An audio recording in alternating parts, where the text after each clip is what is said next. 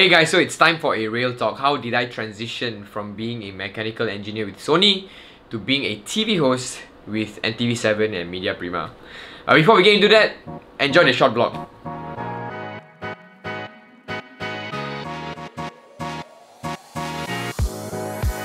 So here is the iconic Sri Pentas sign. This is the place where everyone, when you come Sri Pentas, right, confirm kena ambil gambar. So first things first, what will happen is I have to go and do my makeup and get changed in the wardrobe. So let's go.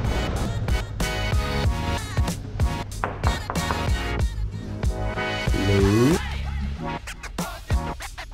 Chris.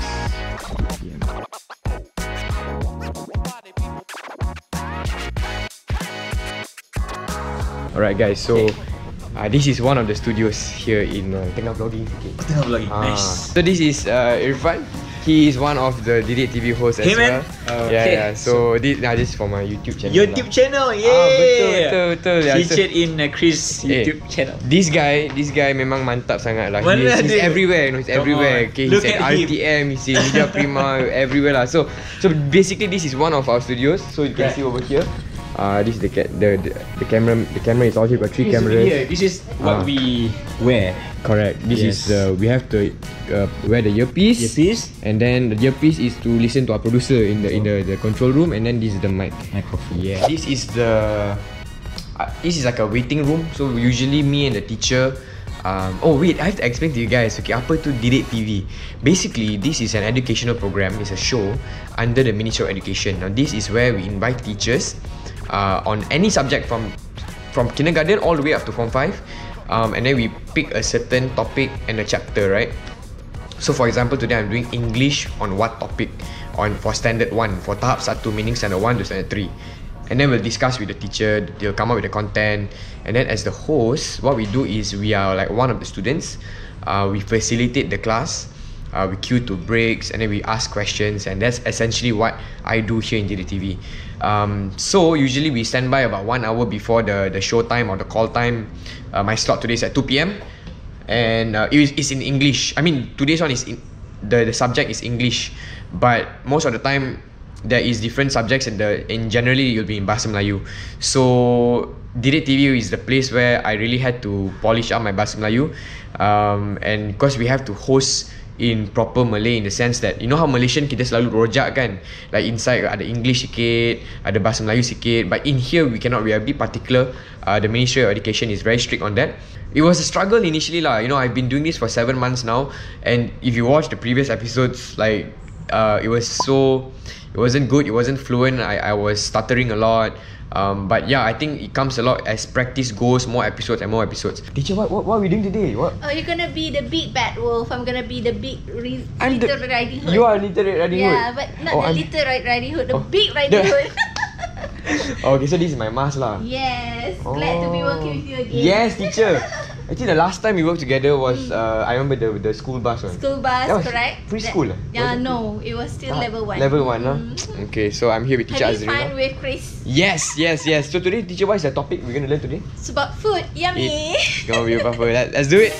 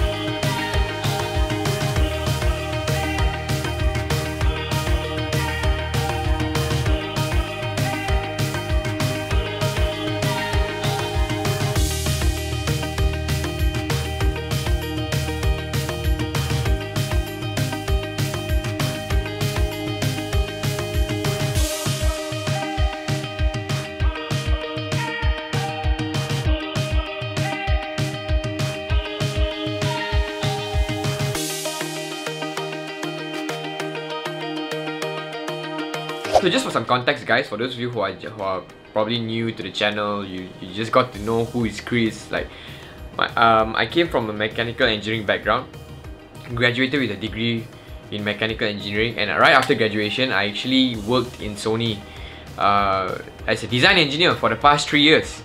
I mean 2018 to 2021. I get the same response like, every time I tell people, right, or when they find out that I was an engineer, they'll be like, huh?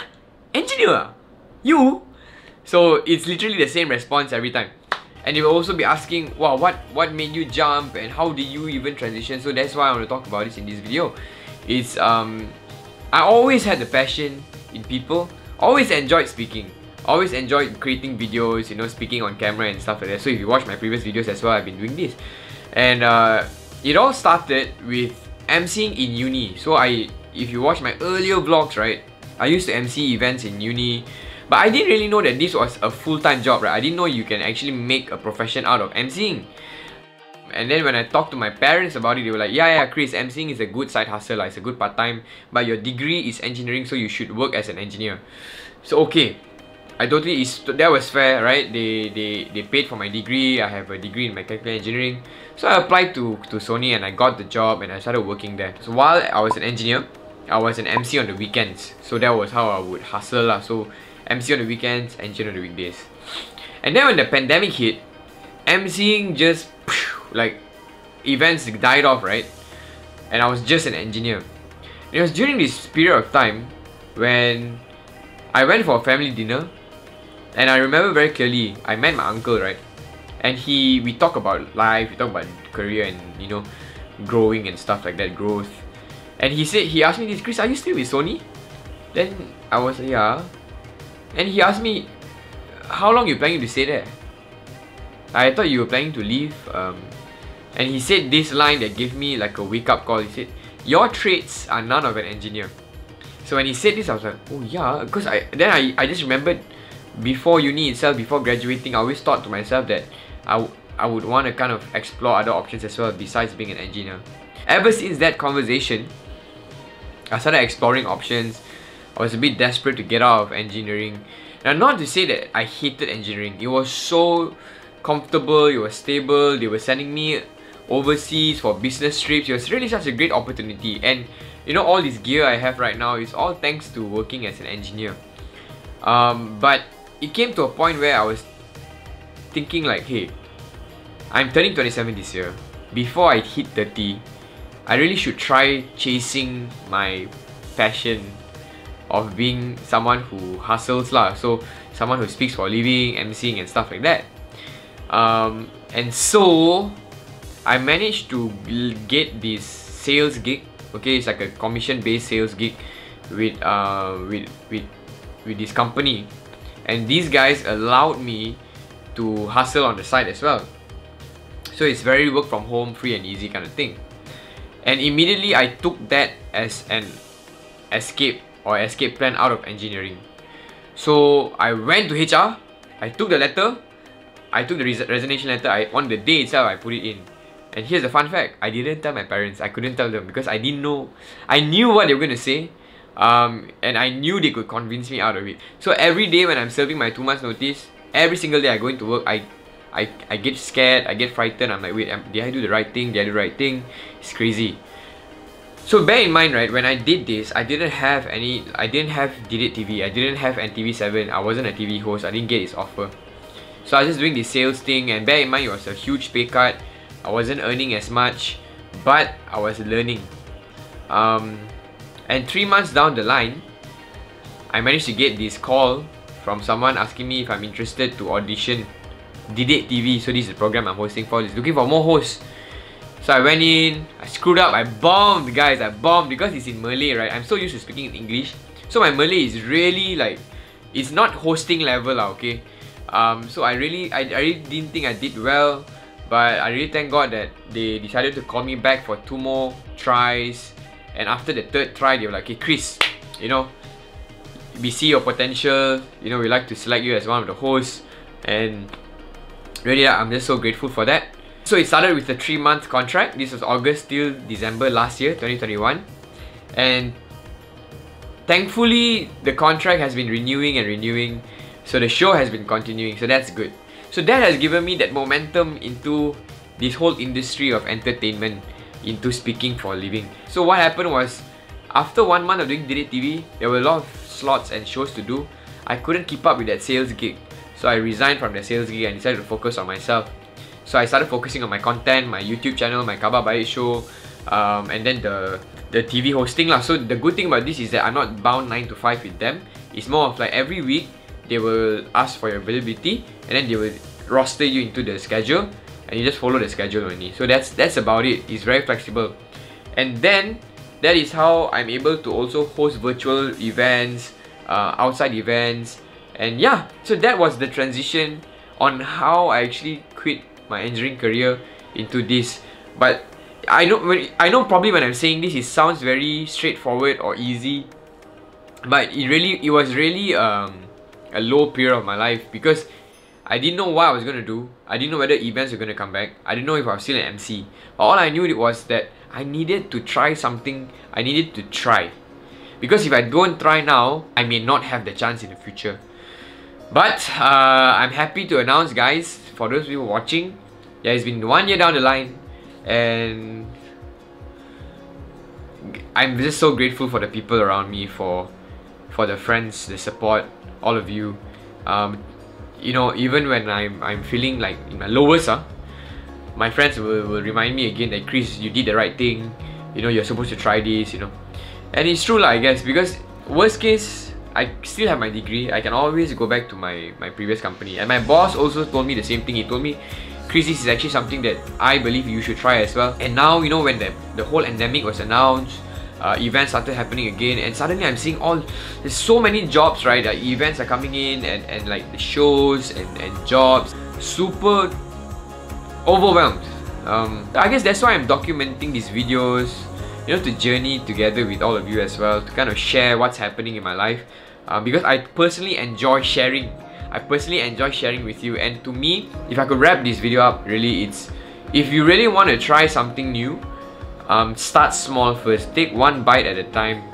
If you're looking for a new job, start with updating your CV first. You know, don't think of going for the interview or you're gonna get a job. No. Just start small, because what happens is that when we take everything at once, it gets overwhelming. Change is constant. So we just have to keep evolving and trying. So don't take the next 10 years. Yes, you can kind of roughly plan, but don't be too rigid with that lah. So you want to try something, do it. Start small. Even for me, I had to start while I was doing my engineering career, you see. I didn't just jump into it. And I'm glad I didn't jump into it, because I did learn so many things in my previous job. I was able, do you know that they sent me to Korea, they sent me to China. I was even sent to the States. I'd never been to US before. That was like, I went to San Diego. They sent me there for 1 month on a business trip, all expenses paid. And all this could not have been possible if I was not an engineer. So I think it's all about transition. I think it's all about trying. Like what my uncle said, my traits are not of an engineer. I was a very average engineer, guys. Like, I mean, I could have worked hard for it. I could have, you know, gone super, like, you know, down like 100% grind, 1000%. But that just wasn't my passion. I didn't feel the need to. But for my content creation, for hosting, for speaking, for connecting with people, it just feels very natural to me. And that is why I decided to, you know, take that leap. So in the end, guys, you gotta follow your strengths. Follow what your, not just passions, you know. You gotta follow what your strengths are, where are your talents. How can you develop the other sources of income for you as well? So for me now, I'm earning, I just want to share with you very transparently, I'm earning way more than I was earning in engineering. And I mean, I don't know, it's not stable. Yeah, it's not a stable monthly thing. It's very unpredictable, but still I enjoy it. I love it. It doesn't feel like work to me. I'm doing this 24/7. I'm hustling all the way. Thank you so much for listening to this video. Guys, it's boring, man. Oh my god, 13 minutes talking down. Okay, yeah, but you know what? Maybe I'm just gonna separate this whole video into another video itself, lah. Okay, not with the vlog.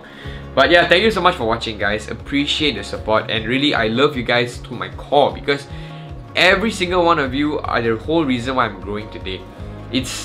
And I always say this: collaboration over competition. There is enough for everyone. So thank you so much for watching. Do click the like and subscribe, and I'm looking forward to see you chase your dreams as well. All the best, guys. I'll see you in the next video.